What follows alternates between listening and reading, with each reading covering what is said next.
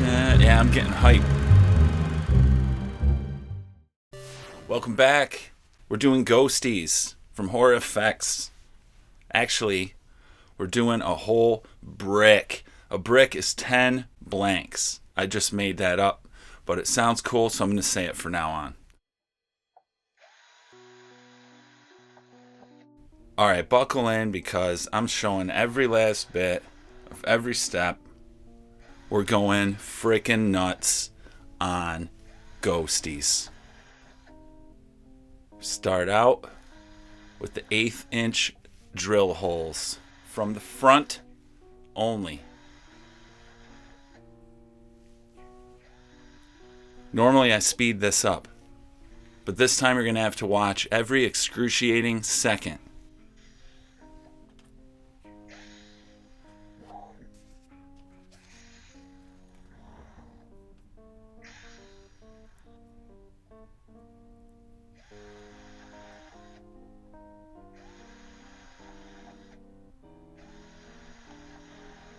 I think there's 30 vent holes on Jason's mask. Not 13 like some people think. There's 30 vent holes on a Jason mask. Long story short. Sorry guys. I'm just getting pumped for this hour-long voiceover. So you gotta bear with me. Might be rambling through a lot of this.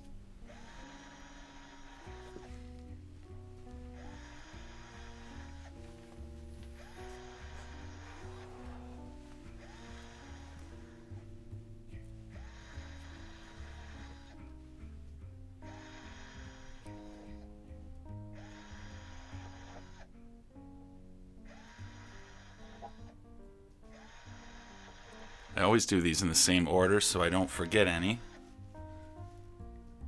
2 for the eyes.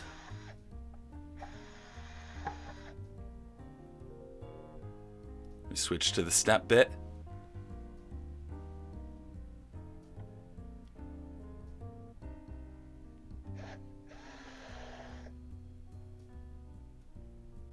Two steps for the snap holes. 5 for the vent holes. And I do 5 because it's really 6, but I give me that accident one just in case. So once I do the 5 all the way around, I go through and do the final one. And I do this because sometimes you press a little bit too hard, you get a little too crazy, and the step bit goes through an extra step. So 5 steps for every vent hole to keep it safe.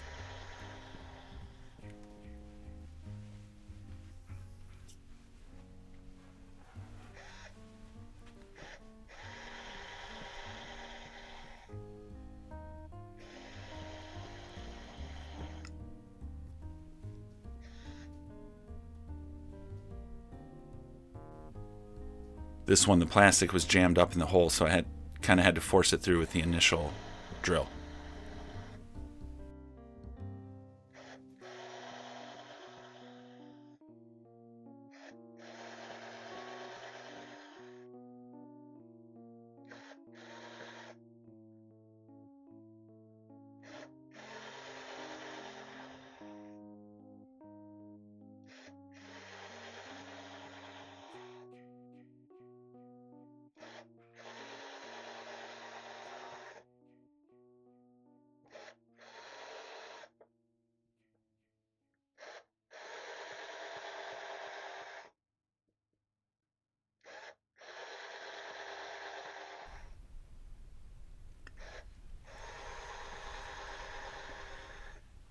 You always want to keep the drill at a 90-degree angle to the blank.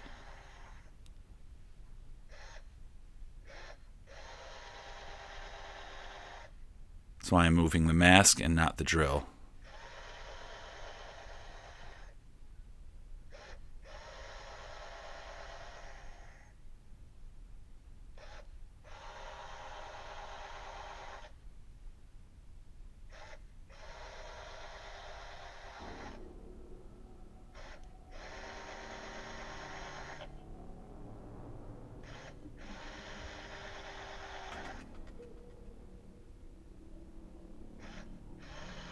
So this might seem like it's taken a while, but we're almost done with the vent holes already.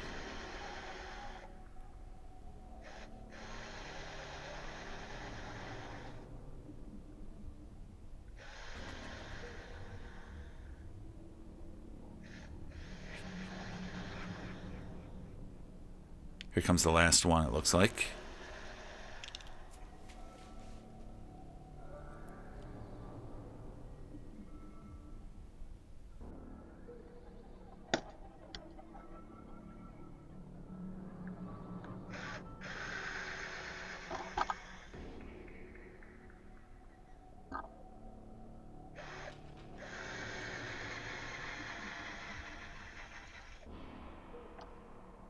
Yep.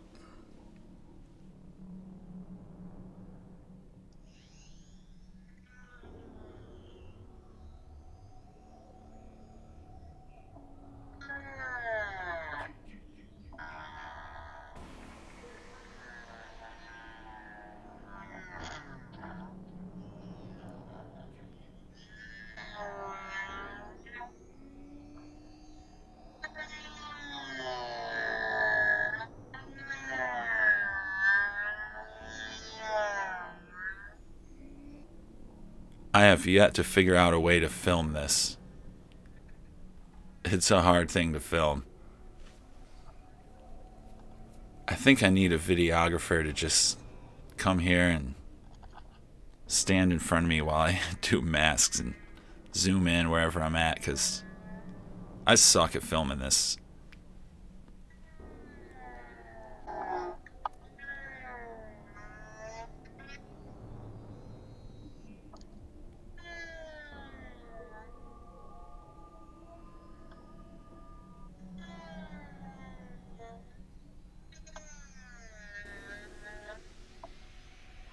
All things considered, this might be the best I've done so far as filming Dremling.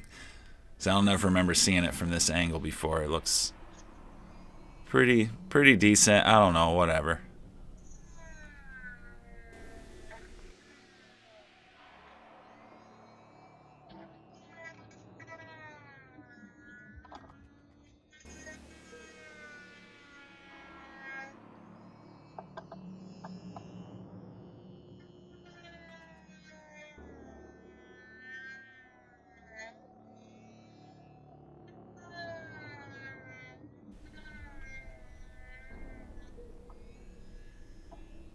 Really, with the eye holes, you want to fine-tune them as much as possible. You don't want any overhangs or any dents where you don't want them.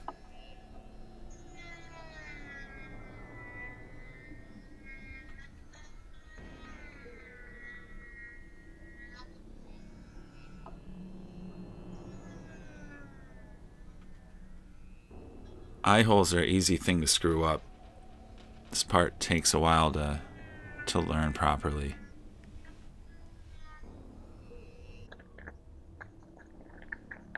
I'm going to sand her off.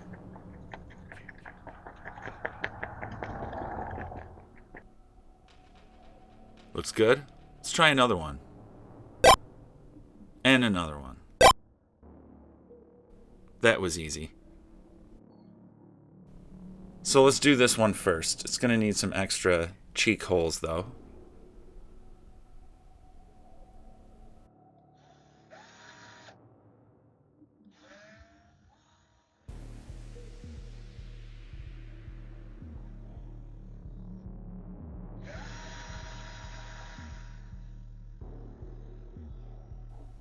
And even those require the step bit.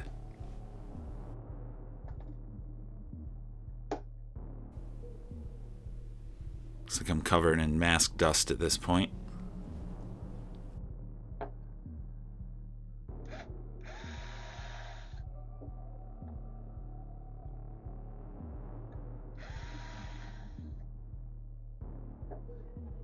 So I was thinking about changing the shape. I noticed that squeezing that one in a little with the tape gives you a little chin room there, and it might be a little more accurate. So I threw it on the heater out here. I don't know, man. Also around this time I noticed that heat cast a shadow Have you guys ever seen that? That's crazy. You couldn't see anything above the heater in the air, like no disturbance, but that heat was casting a shadow. I thought it was pretty cool.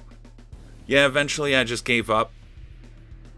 I took the tape right off. It doesn't make that much of a difference. I don't know. Around this time I made some straps.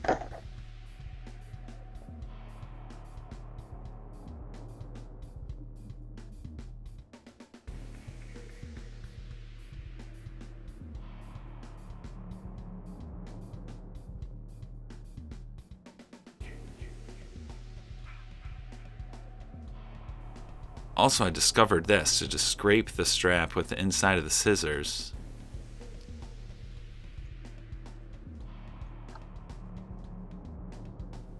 And eventually I gave up. I took the tape off and just let it get a little flimsy so I could hand shape it.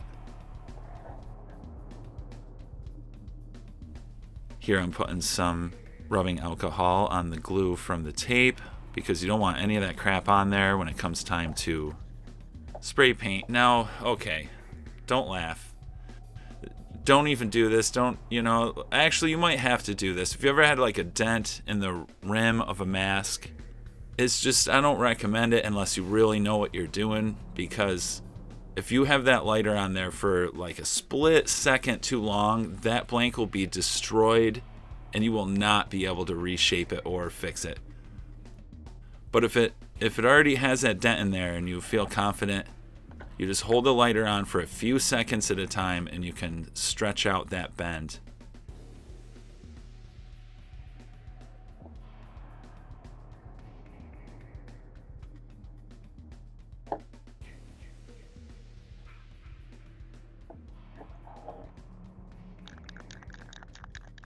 So we're going white from the inside with our primer, and that's because later we want to chip the nose and have that white show through. And the wind is blowing the paint at me. And here we see why it's cool to have a independent stand like this, because you can just move around your angle and avoid the wind.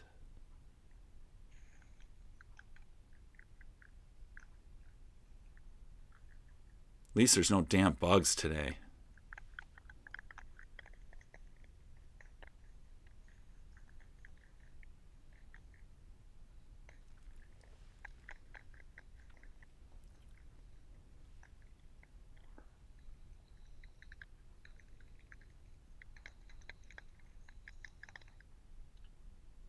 Some weird little creature. So the general rule with white on a clear blank is that you want to make sure the sun won't shine through it or any light, because it can be easy to overlook it and put it on too thin otherwise. So we're already onto the front of the mask. No primer or anything, just going straight with the heirloom, or no, ivory silk. And silk goes on kind of thick. You want to do it at a distance. And I'm kind of sick of just showing spray, so let's just do it in reverse for the fun of it. Man, that looks cool. I wish I could do that in real life. It'd be very useful. There's your ivory silk on a normal ghosty, and here's our blue chevron one. This is more of a white. That's a heirloom white. I'll clear out these vent holes. So I started measuring off where the blue chevrons will be, and to do that I drew some little dots on the cheeks and I measured them.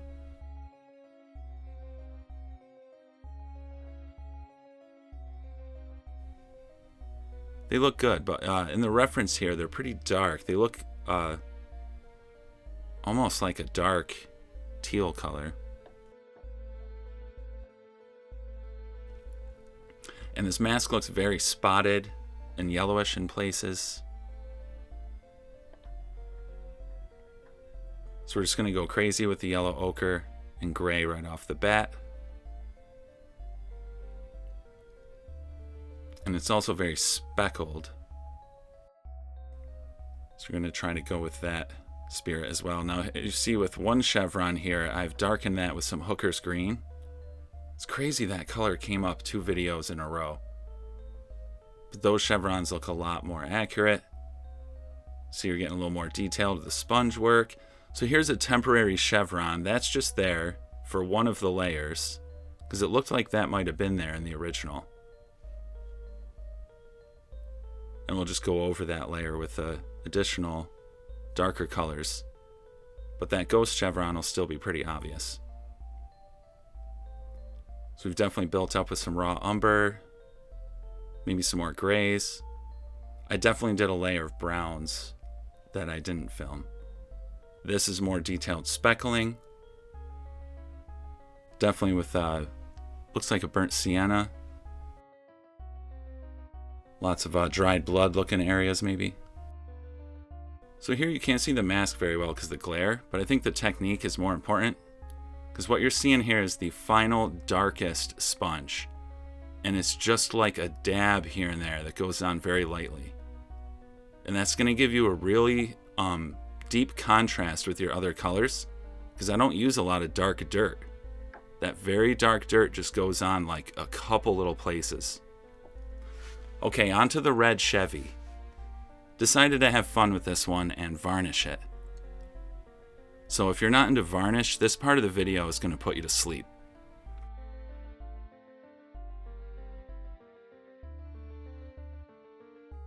Now, I am going to go over varnish in a lot more detail in the upcoming part 3 video. The mysterious and enigmatic part 3 video that will be coming someday. I've been working on it for what seems like, I don't know, most of my life. The part 3 video encompasses a lot about this varnish, and I guess watching this process here will probably explain a lot. But varnish is nothing like paint. If you think you're going to paint varnish on, then you're sadly mistaken. Actually, I know a guy who who varnishes hockey masks, who if he ever sees this would probably be just laughing at me right now like, what is he doing? Oh my god! So, I'm still learning how to varnish. I'm not the varnish guy. But as you can see, it's a weird technique.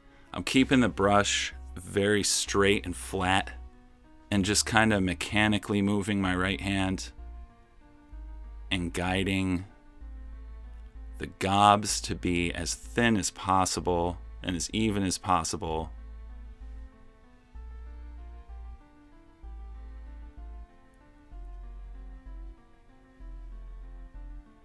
And this varnish is thinned down with thinner, and it's still pretty difficult to work with. If you don't thin it down, what I'm doing here is like nearly impossible. I'd assume you use a bigger brush, or I don't know what people do. But like I said, varnishing is not painting. Like, this is a skill set that you would learn from doing furniture and paintings that need to be varnished.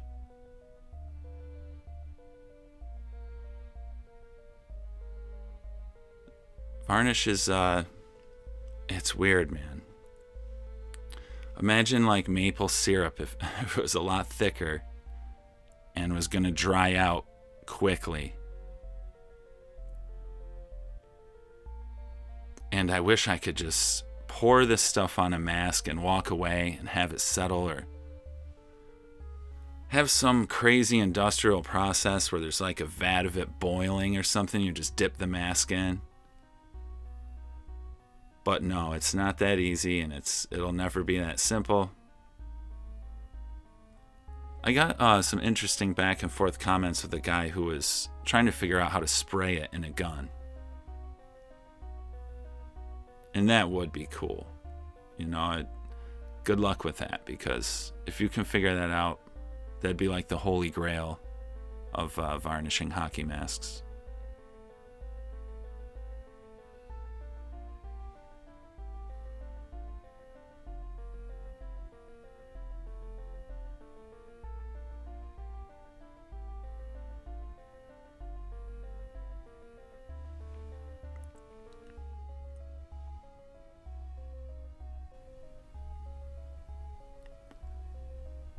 It's really hard to get the streaks out.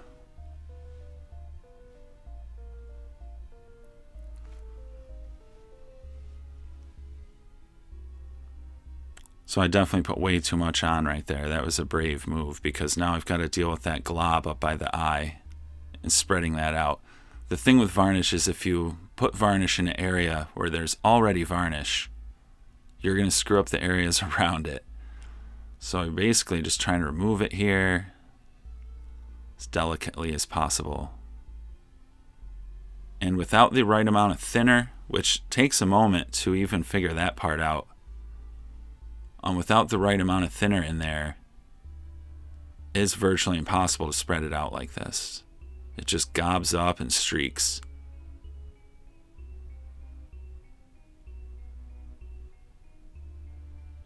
And you need to go all the way over the edge, because varnish will just stop in its tracks where your brush stroke ended, and it'll leave like a white gap there. So try to go all the way over the edge of the mask and let it drip if you must.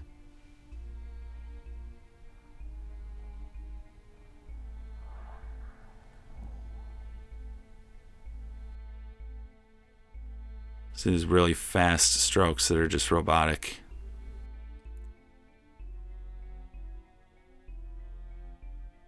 And that brush is nearly parallel with the mask.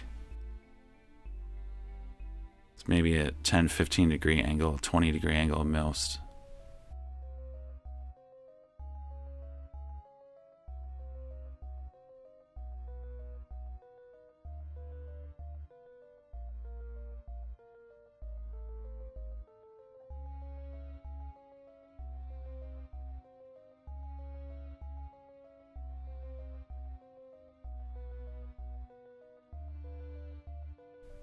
Figure this would just make it look more like the part 3 with the red chevrons.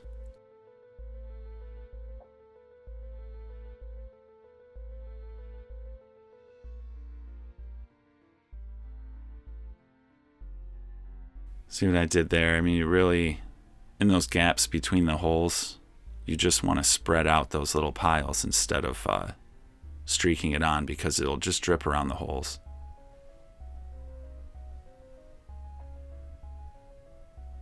All the way over the edge. And really fast strokes if you want to eliminate the streaks. But those fast strokes have to be as gentle as possible. It's like some Bob Ross shit. Because like I just started doing there, you just remove what you've already done and have to put more on there if it's too hard of a stroke.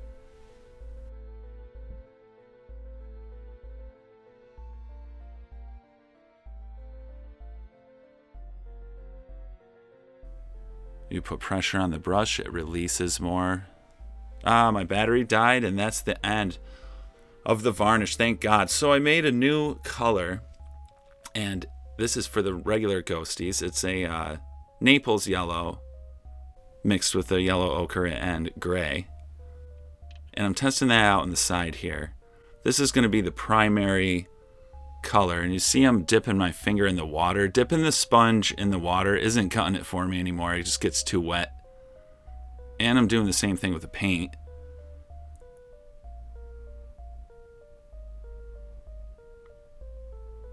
And you see I bunch the sponge up right here so that it's not like a square. It's more of a sphere, or curved surface.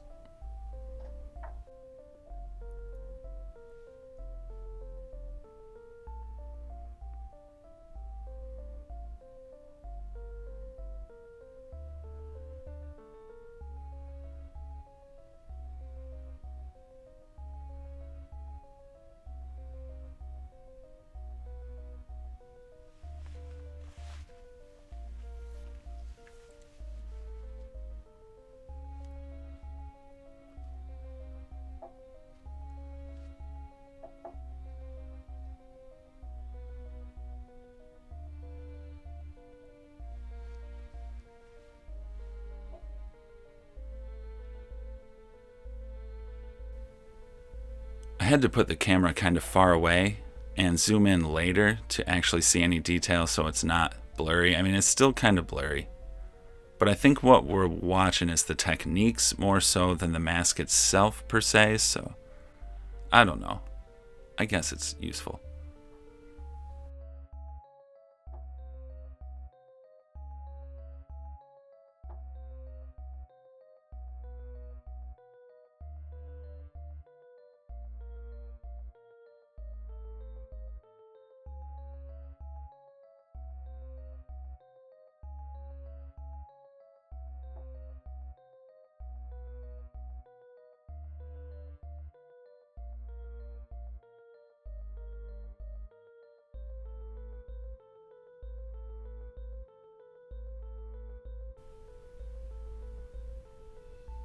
Now I guess when you see me scrubbing here, what I'm doing is hitting the darkest spots that appear.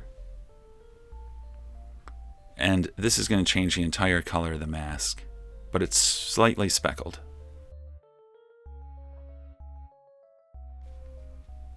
And I'm going to do the vent holes of the same color, just for continuity. I really like doing the vent holes immediately now instead of worrying about it later. Because later you won't have this color again and it'll be too dark. There we go. Even the stuff coming out of the eyes is the same color. There's only one color here. You see when you build it up under the eyes, it looks a lot darker. Looks like we've skipped up to the second layer of paints.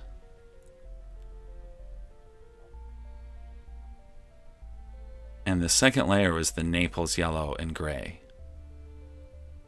Leaning towards gray.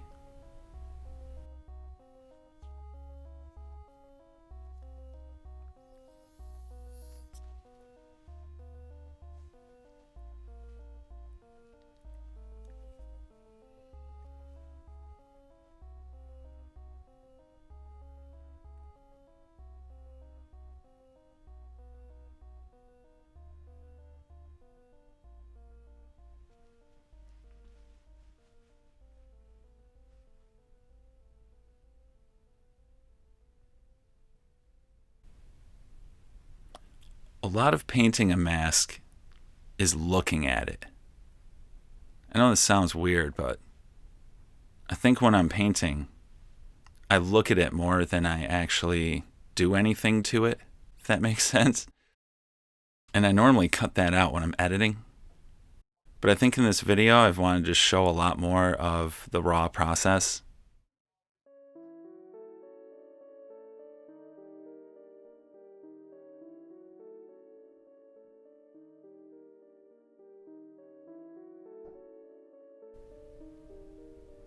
I don't know if I achieved capturing it, but it's definitely there.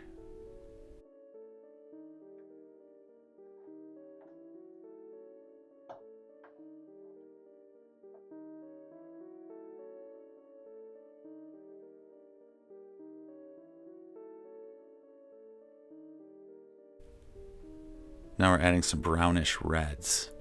And the reason you see me rubbing them away with my finger like this is that I don't want these reds to be speckles or be granular. I want them to be like wet splotches that stain the underlying colors.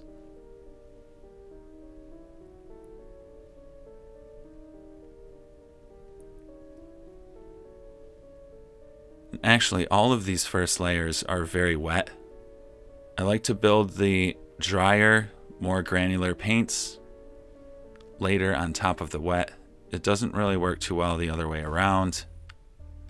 If you put dry paints down and then put wet paints on top of them later, it'll just make a mess.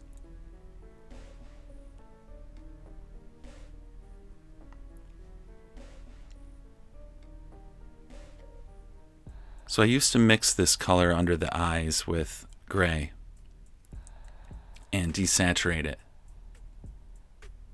But I think with these I want to exaggerate that bright color, and we're just going to go with the straight color. It's burnt sienna.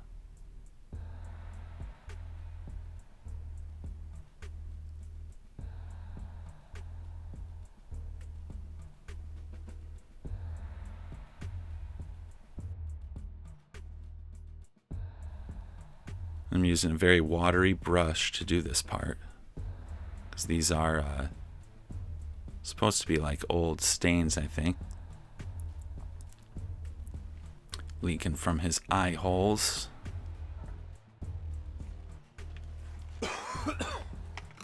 Holy shit, it's hard to talk for this long, you guys.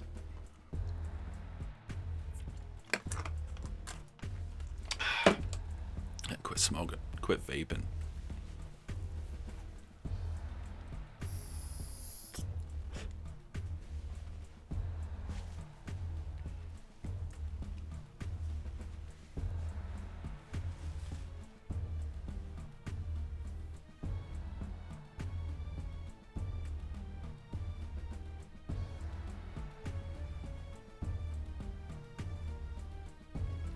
Getting this color right around the eyes is really important with a ghosty. As we watch the films, it's not like super obvious that there's these colored stains, but they're there. So it's got to be subtle. We're going to cover it up later. So you see the reddish browns are looking good. That's a whole layer of its own. They go all the way down the face, not just under the eyes. The lower they get, the more they fade away.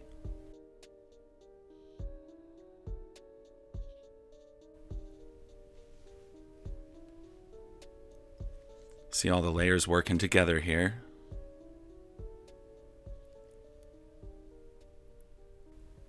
So moving into the, I guess we'll call it the reference studio. This is nice because I can sit right in front of the screen. And a lot of what I'm doing here, I'm actually literally not even looking at the mask while I'm painting. I'm looking at the screen and replicating what I see as best I can and matching the brush strokes, like blindly, just to make the patterns. Because if you look at a reference and then look away, you're no longer looking at the reference. So I like to keep my eyes engaged with the reference while I'm actually making the strokes.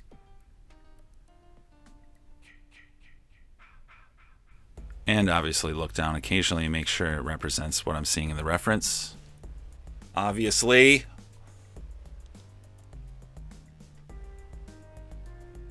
So the thing about the mouth mud on a ghosty, and it took me a while to really grasp this, is that it gets darker as it gets towards the bottom and edge of the mask.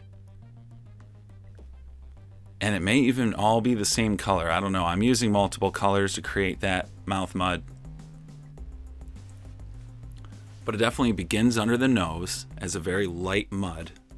Continues down to the first set of vent holes as kind of the similar color. Very light grayish mud. And it's not until about here where it starts to get dark. At least that's the way I see it. I don't know. I could be wrong. Man, I would love to get my hands on some pictures of the hero, like her, just be in a room with it.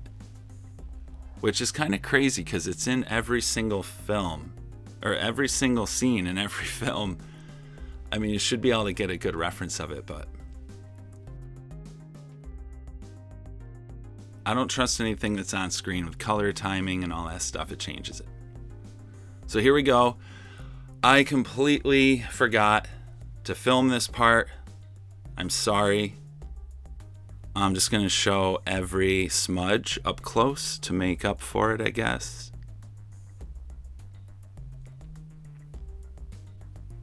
These little smudges are the heart and soul of a ghosty. If you don't have these down, you don't have the ghosty.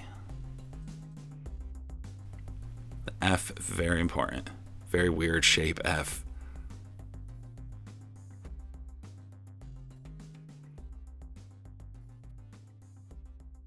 I like this one. It kind of fades into the bottom. Back to a red Chevy. So since we're having fun with the red Chevy, I'm putting some crackle paste on here. This is the same brand that comes with the varnish.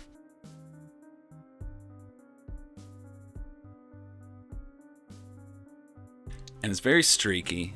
One thing I've learned about this crackle paste is if you don't put it on thick, it doesn't really crackle. Or the crackles are so small you can't see them.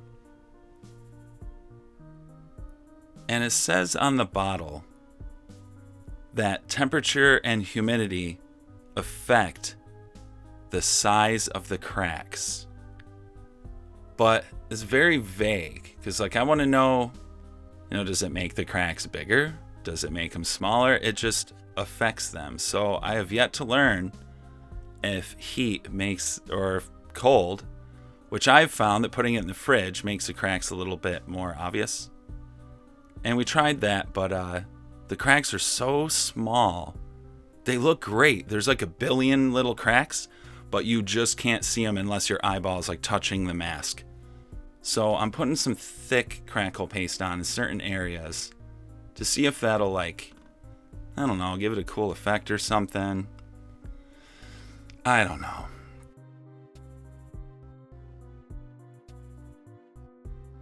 I have had success with this crackle paste before. I was using it in the middle of the winter time, and the crackle looks so cool. It's looking really streaky now.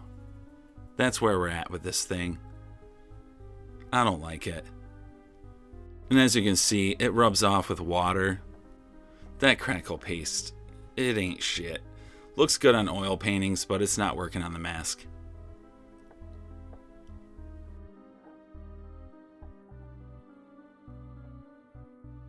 So, I finally got one of these. I'm a little behind. I should have had one of these like the first day I bought snaps, like everyone else probably. But, yeah, I learned the hard way sometimes. Installing these snaps is going to be a cinch now. Bop. Why didn't I just get one of these before? It's the same with the step bit. Like, someone needs to just come and put their boot on my ass. Couple seconds, you get your snaps on there, and it's ready for its final coat. It was a little humid outside, but that's not the worst thing if you're doing the final clear coat. Clear coat is different than regular spray paint. You need to learn this, because you can really destroy your mask in this stage if the conditions aren't perfect and you don't do the right thing, which is take it inside and let it dry. So, onto the red Chevy. We're giving up on crackles. We're just going to paint the thing. And to do these chevrons, we have very little reference to go on. It shows like a corner of this mask, but it's enough to gauge what's happening. And it's these very thick red chevrons.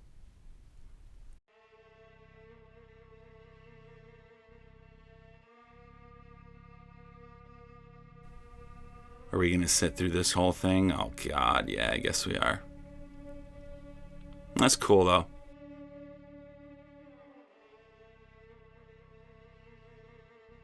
So here's some other masks I would kill to have references for. I know somewhere someone has these masks, and it's such a crazy thought that every mask in the universe isn't heavily documented and like 100 pictures of it from every angle. All easily accessible. I don't know, I guess that's just my fantasy. There's people like hide masks and stuff. Like, where's the Part 5 mask? Where's the original Part 5 mask? Someone has this mask. They're out there hoarding it. They've got it like under their mattress. And like little kids in the neighborhood probably know about it and stuff. They're like, I heard this dude has the original Roy mask. He won't show it to anyone since the 80s. It's blowing my mind. I want to see these hawks. I'm sorry. That was a bit of a tirade, but you got to feel me on that.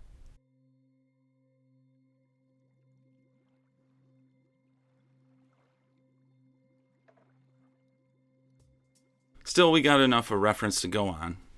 To do these chevrons, at least. It did look like these masks in Never Hike Alone were prototype masks, because you can see the smudge up on the forehead of this one.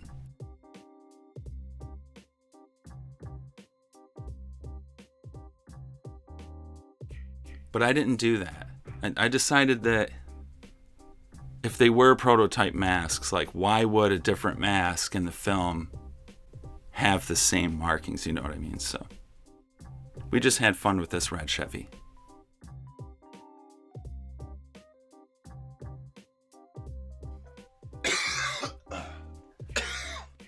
Holy shit, I'm gonna die. Just kidding.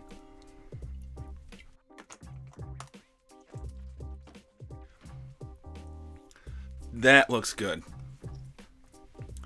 The forehead one looks kind of thick, but that's how it looks in the film, I think so. It looks cool, actually. So here we go, yellow, ochre, and gray.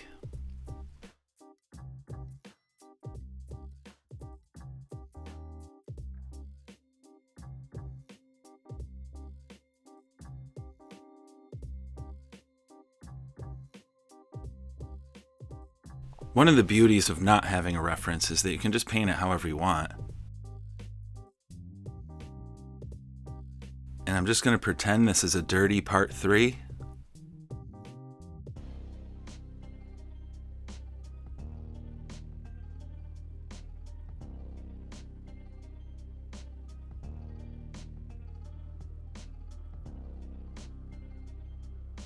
Now here's another thing. Putting acrylic on top of varnish is much, much different than putting acrylic on top of spray paint. You'll discover this the first time you use varnish. You'll put that acrylic down and be like, wow, what the heck is going on? There's good and bad things about it. You just have to know the difference. This varnish, it like absorbs the paint. Once it's down, it's not coming all the way back off. Like, see what I just did on the forehead here? That was crazy. I did not mean to do that. And I'm going to spend the next 20 seconds trying to remove all that.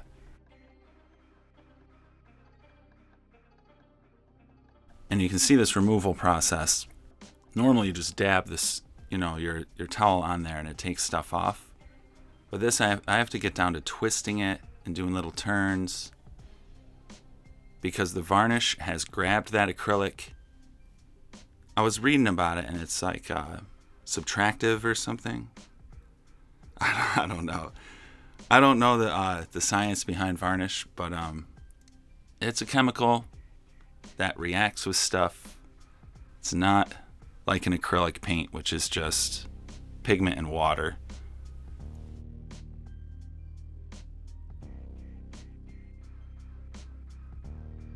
I am no chemist. I probably should learn more about the chemistry of the things I'm using.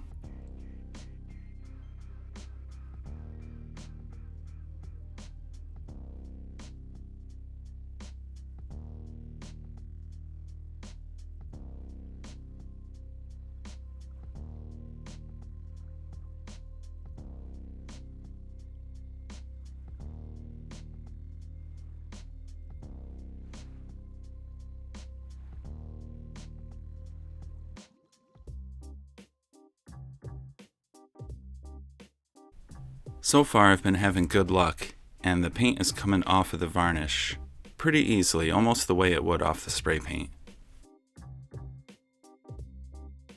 And that's important since I like to remove more paint than I put on.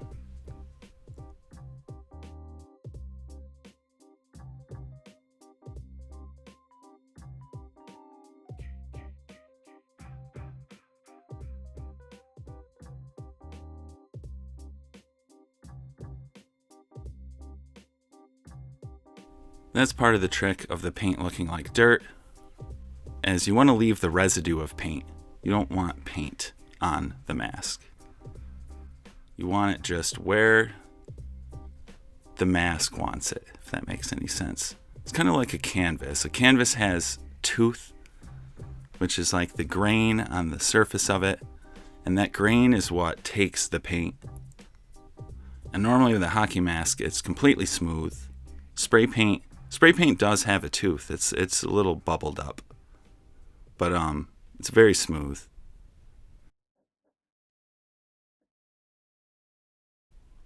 And if you don't do varnish right, if your varnish isn't thinned out and it's like very thick and streaky, that's going to give you a lot of tooth and be almost impossible to paint on.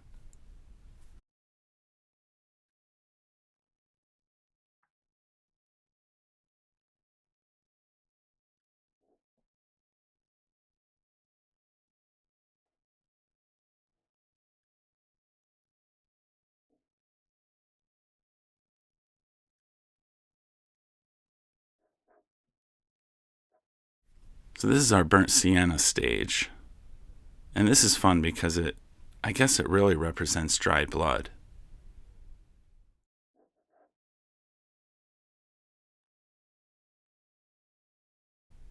And if you've ever got your blood on something like a tissue or something, you see it later and it's dried out. And this is almost exactly the color that it turns.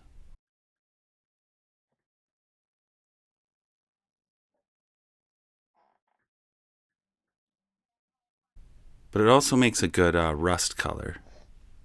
So I use it for like rust stains. That's kind of what the drip is out the side of the snap hole.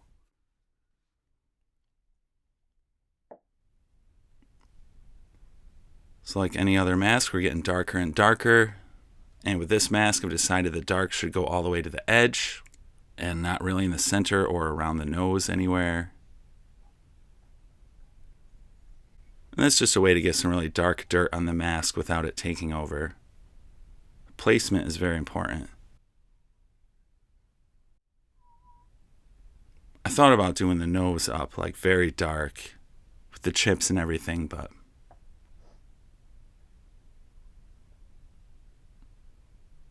I think with a ghosty, the shape being different and the flow of the mask it doesn't call for it. The nose hole, it's forward. It's not under the nose. I don't know. Does that make sense?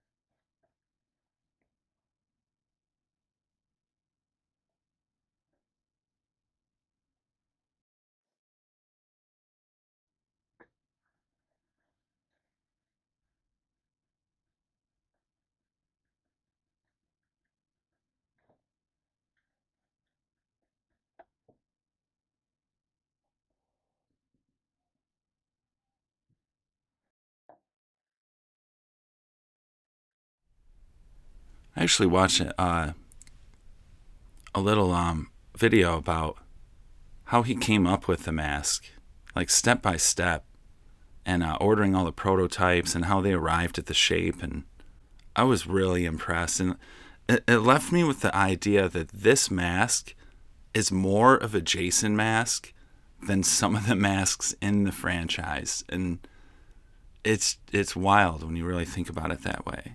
The shape is so important.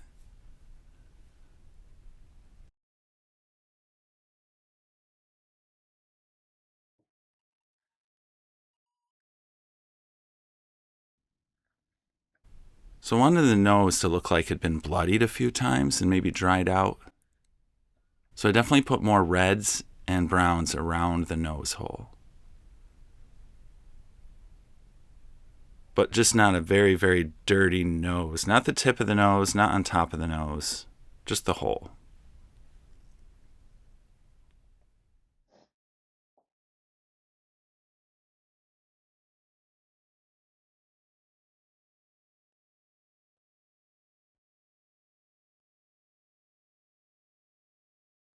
So I think this red chevron, this might be the first mask I've ever completely filmed every second of painting it, because it really didn't take me long to do this mask. Everything that you see here is like all that I did.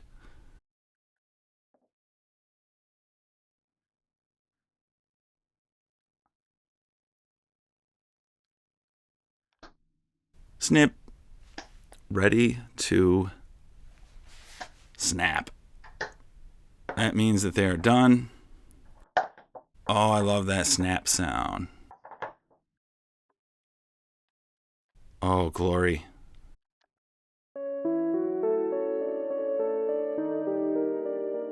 Thank you so much for watching. If you made it to the end, you are a true something.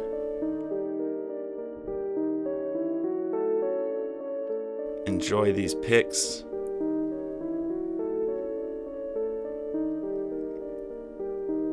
It's actually funny because in the middle of making this video, I got another order for a ghostie. So I actually started a 5th one. I was like, no, I can't do another ghostie while I'm doing these.